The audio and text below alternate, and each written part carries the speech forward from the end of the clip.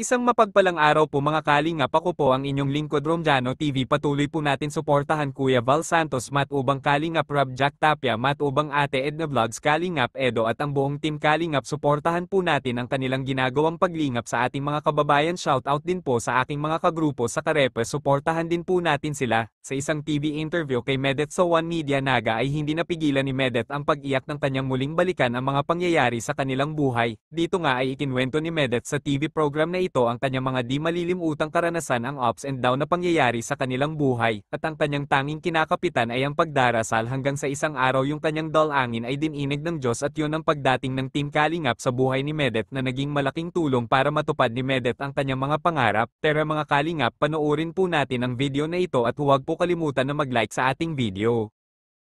Hi, I'm Medet Basilonia. I am 21 years old. Bunso ako sa aming magkakapatid. Yung mama ko is sidewalk vendor din. Tapos yung papa ko, tricycle driver.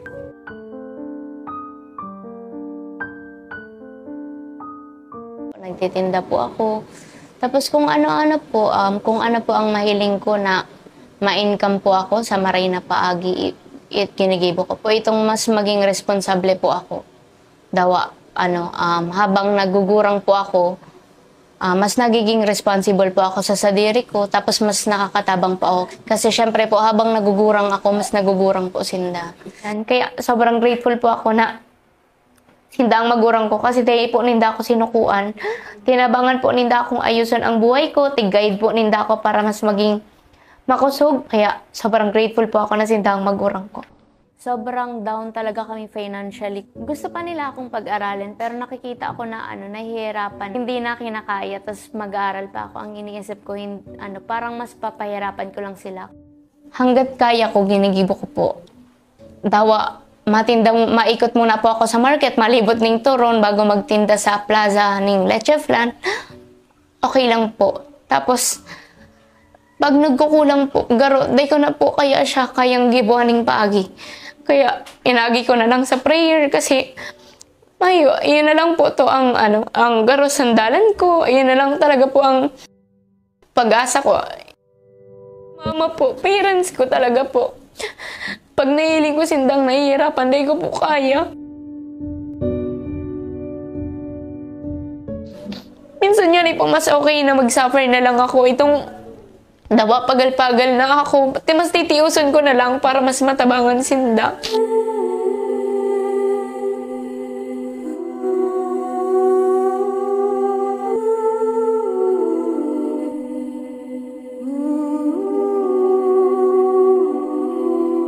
Ito na pala magiging way ni God para tupadon and para i-grant sa ko itong mga blessings na nahihiling niyang pinagsasakitan ko po. Talagang di kami nagdadalawang isip na tulungan.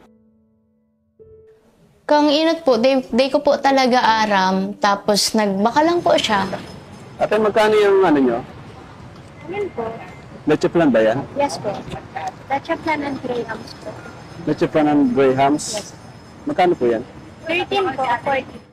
Tapos nakiistoryahan. Tuod man po kaya ako sa pwesto na nakikipag-socialize po talaga ako sa mga customers ko para maging suki ko po sinda. Tapos iniisip ko pa po si mga activities, tapos matinda pa po ako. Hindi ko man po pwedeng pabayaan ang pagtinda. Iyo po yan ang tabang ko kay mama. Siguro po ang pinaka-reward po sa ko, itong mga taong nagpadangat sa ko dahil sa vlog na to, itong nabisado ninda, itong side na to, kang personality ko. Iyo po to ang sobrang blessing po sa ko. Itong dakol matiwala sa imo, dakulon mapadangat sa imo. Message ko po kay Kuya Rab, ara mo po kung gaano ako ka-grateful sa imo, sa Team Kalingap po, lalo na po sa imo. Ika po ang naging dahilan kung dakulon akong blessings na nakukuha ngunyan. Ika po ang naging way, ika po ang ginibo ni God na way para po matupad si mga dreams ko and matabangan po ako na mapagian po ang buhay ko and buhay po kang family ko. Sobrang thank you po.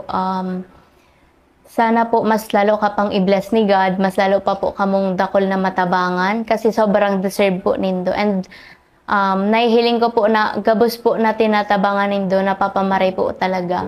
Dahil lang po pati siya simpleng pagtabang.